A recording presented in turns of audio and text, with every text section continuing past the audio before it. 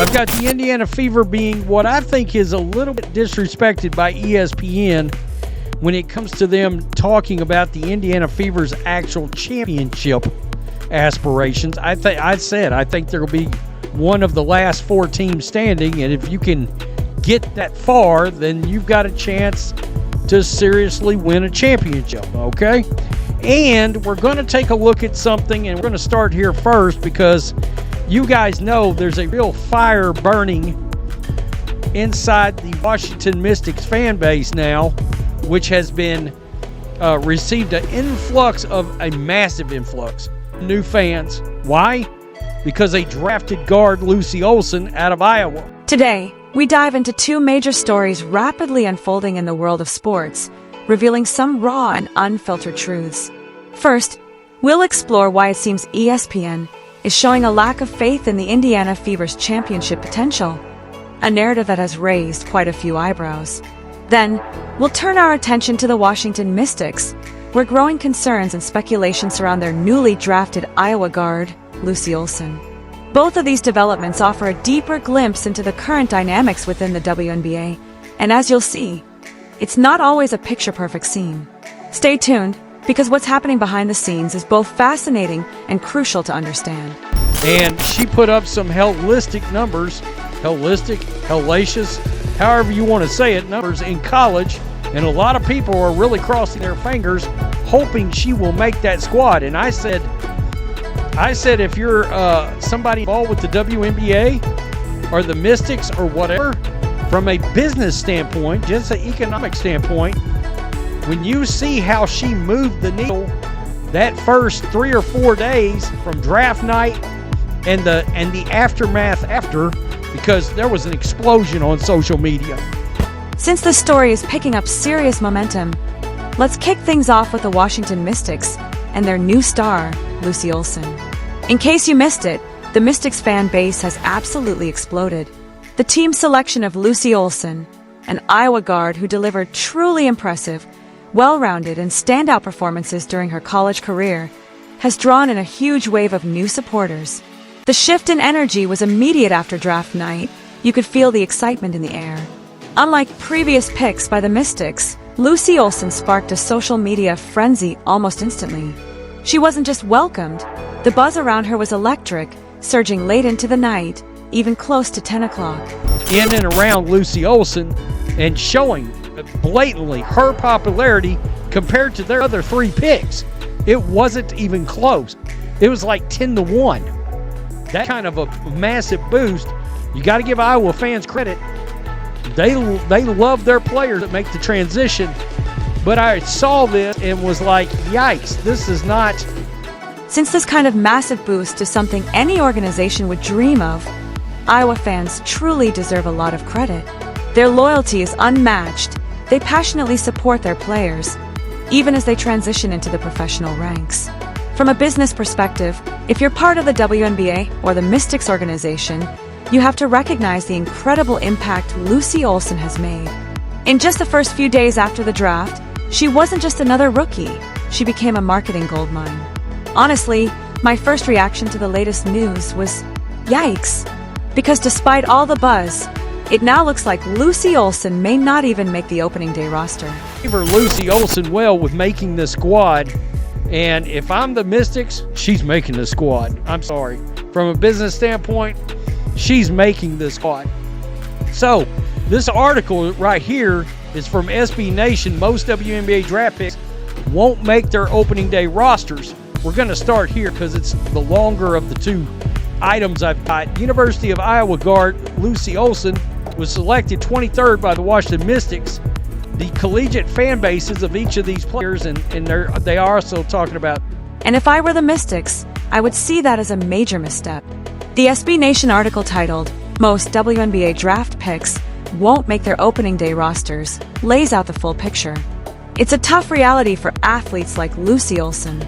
According to the article, Olsen, who was selected 23rd overall by the Washington Mystics, is facing an uphill battle. On draft night, college fan bases everywhere celebrated as their favorite players were selected, but now they're about to encounter a harsh reality. When final rosters are set in May, many loyal fans may receive heartbreaking news. Their favorite players didn't make the team. Let's take a look at the numbers.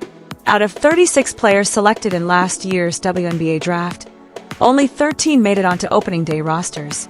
And the year before that, just 15 drafted players appeared in a regular season game. It raises an important question.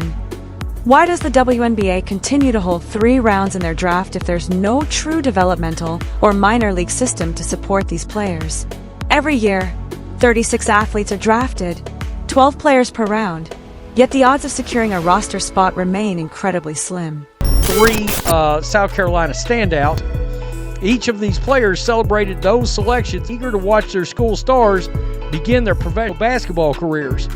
But reality will hit in just a few weeks when teams will finalize their rosters in May ahead of the tip-off of the regular season. Being chosen outside of the first round doesn't mean your dream is over, but it does mean your chances of making the roster are much slimmer. First-round talent almost always finds a home in the league, but for second- and third-round picks, nothing is guaranteed. Unless you're an international player who hasn't yet joined the league, the odds are steep. Even with the WNBA's expected expansion by 2026, there will still only be 156 total roster spots, compared to the NBA's 450 roster spots, plus additional two-way contracts through the G League system. The difference in opportunity is massive, and it highlights just how competitive breaking into the WNBA truly is. Many of the fan favorites who were drafted will receive difficult news that they did not make the roster of the team that selected them. In fact, last year, of the 36 WNBA players that were selected, 13 made the opening day rosters. The year prior, 15. So that's a lot of players that end up not seeing a roster that gets drafted, which raises a question: why do you have anything beyond a first round? I really don't understand that, because you've got no G League. The WNBA draft includes 3 rounds of 12 players. Being drafted outside the first round doesn't necessarily mean they won't make the opening day rosters, but it significantly reduces their chances. It's easy to see why WNBA players, especially those selected in the later rounds, face such a tough road when trying to launch their professional careers. Simply put, Lucy Olsen is at a disadvantage. But let me be clear, I'm not worried about the Mystics roster situation. She needs to be part of the team. From a pure business perspective, Lucy Olsen's potential impact cannot be ignored. Fans are the lifeblood of any league. The WNBA needs more ticket sales, more TV ratings, and more buzz, and Lucy Olsen is exactly the type of player who can help make that happen. Stay home in the WNBA in year 1, but only a handful of later picks were able to secure spots. It goes on to talk about there's 156 spots in this league. By 2026, that will expand to 180. Okay. By comparison, the NBA has 450 and 92-way contracts, and that's where there's the G League and yada yada. It's unlikely for second-round picks to carve out WNBA careers, but it is possible. So it's letting you know right there, ahead of time. Yikes, this may be hard for Lucy Olsen to make the WNBA. Now, that doesn't mean another team can't pick her up. But again, if I'm the Mystics, and I think this is one of the WNBA's problems. After 27 years of operating at a loss, the WNBA desperately needs moments like this if they hope to turn things around and start making a profit. When you have an opportunity to grow your fan base and promote your league, you have to take it.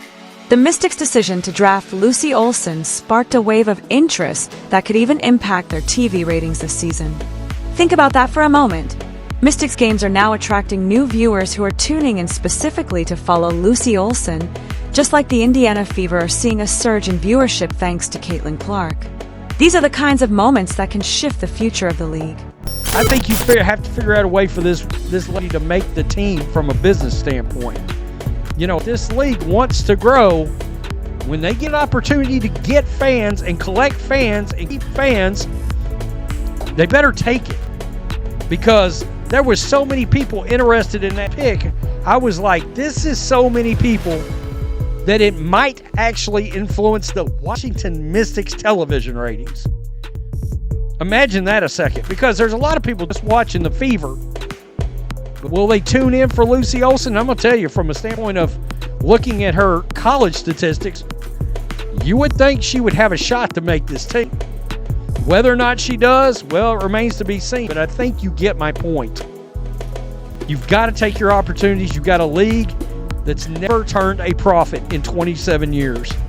Just based on her college performance, Lucy Olsen has the potential to make a big impact. While it's still uncertain whether she'll officially make the team, it's clear from a business standpoint that she's an asset. Now let's shift our focus to the Indiana Fever and the open disdain they seem to be getting from ESPN. This definitely raised some concerns for me. Recently, ESPN released an article questioning the legitimacy of the Fever as title contenders.